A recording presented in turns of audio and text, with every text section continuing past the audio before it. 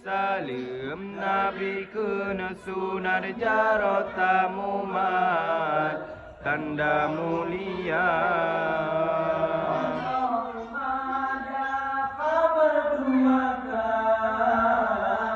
Kamu yang baca doa.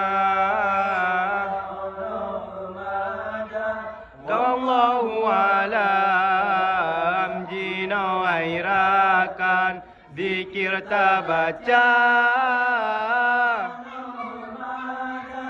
Kabar dua kerabat kamu yang baca doa. Allahu alam jino airakan zikir baca.